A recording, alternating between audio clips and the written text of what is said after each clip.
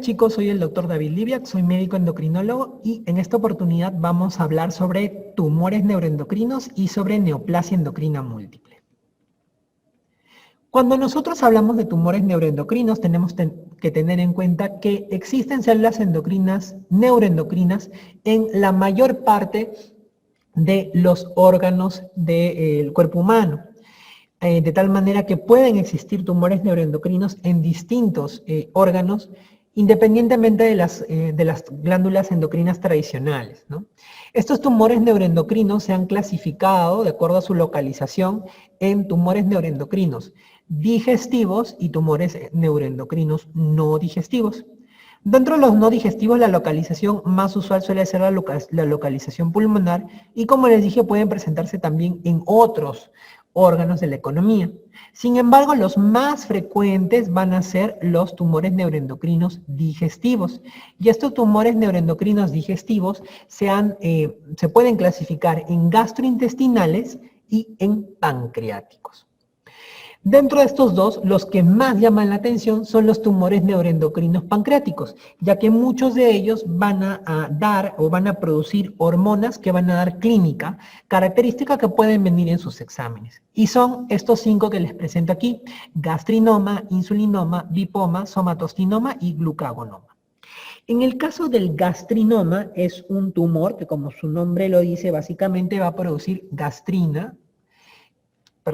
va a producir gastrina y la característica o la enfermedad que van a producir es el famoso síndrome de Zollinger-Ellison.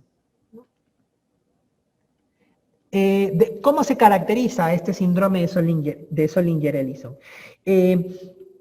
El exceso de gastrina obviamente va a hacer que haya un incremento en la formación de ácido a nivel gástrico y por tanto la manifestación más frecuente de los pacientes que tienen gastrinoma va a ser la presencia de úlceras pépticas que generalmente van a ser múltiples y de localizaciones atípicas en estos tipos de pacientes. Además de las úlceras pépticas y de toda la sintomatología que puedan tener a raíz de ellas, como epigastralgia, hemorragia digestiva, etc., estos pacientes también pueden presentar como síntomas la presencia de dolor abdominal y diarrea. Pero lo más característico que ustedes van a encontrar va a ser el cuadro de estas úlceras. Como les digo, que son múltiples y generalmente de localización atípica. Van a encontrar ustedes que en algunos casos clínicos de exámenes anteriores van a mencionar como si fuera toda la clínica de una úlcera péptica, pero por ahí les van a mencionar que hay presencia de otros tumores neuroendocrinos en algunos otros órganos. Y esto para hacerles recordar que muchos de esos tumores neuroendocrinos en ocasiones van asociados a otros tumores endocrinos, que es el tema que vamos a ver a continuación, que es la neoplasia endocrina múltiple. Entonces, cuando ustedes vean un paciente que por ahí tiene alguno de estos tumores asociados a otros tumores neuroendocrinos, piensen mucho en estos tumores de acuerdo a la clínica que les presentan. En este caso, que en el gastrinoma vendría a ser la presencia de úlceras pépticas por el exceso de gastrina y el síndrome de Zollinger-Ellison. En el caso del insulinoma, el insulinoma es un tumor de célula beta, en este caso va a producir insulina, y lo que vamos a tener aquí como manifestación clínica básicamente va a ser la hipoglicemia, con toda la clínica que ya hemos mencionado en la clase de hipoglicemia. En el caso del bipoma, el bipoma va a ser un tumor que va a producir BIP, que es péptido intestinal vasoactivo. Este BIP va a tener dentro de sus características a un paciente que se va a presentar con una diarrea que es de tipo secretora, acuosa, y que va a presentarse en una gran cantidad. De hecho, muchos llaman al bipoma como el cólera pancreático, por el volumen de la diarrea. Además, estos pacientes pueden presentarse también asociados a la diarrea secretora con hipocalemia. Entonces, la presencia de la hipocalemia junto con esta diarrea secretoria en gran cantidad, o denominado cólera pancreático, hacen sospechar de un lipoma que también es conocido como el síndrome de Werner-Morrison. En el caso del somatostinoma, el somatostinoma va a ser obviamente un tumor productor de somatostatina y vamos a encontrar que los pacientes van a presentar característicamente esteatorrea, diabetes mellitus y litiasis vesicular. Y en el caso del glucagonoma, es un tumor de las células alfa, va a secretar glucagón, ¿no? Y esto va a ser característico por la presencia de 4Ds, que van a ser diabetes mellitus o alteraciones en los niveles de glucosa.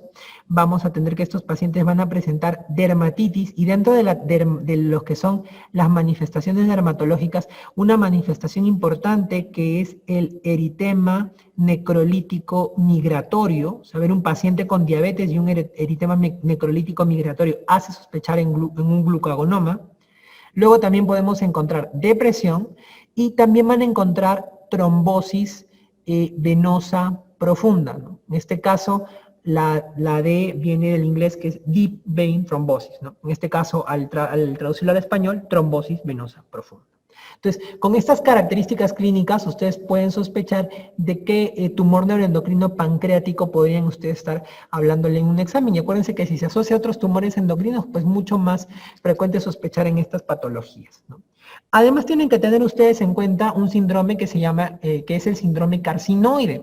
Este síndrome carcinoide se puede presentar en cualquier tumor neuroendocrino y básicamente este síndrome se produce por la secreción o la producción de aminas vasoactivas.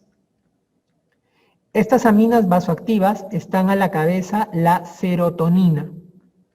¿Cuál es el cuadro clínico que van a presentar estos pacientes con síndrome carcinoide? Generalmente les van a describir ustedes en la clínica un paciente que hace un flashing. ¿Qué es el flashing? Es la presencia de un rubor a nivel facial, a nivel de cara y a nivel cervical y en el tercio superior del tórax, ¿no? Un rubor facial que van a tener estos pacientes en paroxismos, ¿no? Y que se puede asociar también hiperreactividad bronquial, donde va a haber obviamente un compromiso en cuanto a la respiración, como si tuvieran una crisis de asma estos pacientes. Pueden presentar también diarrea estos pacientes junto con el flashing y la hiperreactividad bronquial. Y vamos a tener también que estos pacientes pueden hacer fibrosis de, sobre todo, válvulas cardíacas y fibrosis retroperitoneales como características de este síndrome carcinoide. La condición para que se produzca el síndrome carcinoide es que en el caso sea un tumor neuroendocrino digestivo, haya metástasis hepáticas activas. ¿Por qué? Porque la serotonina y estas aminas vasoactivas en general son neutralizadas a nivel del hígado.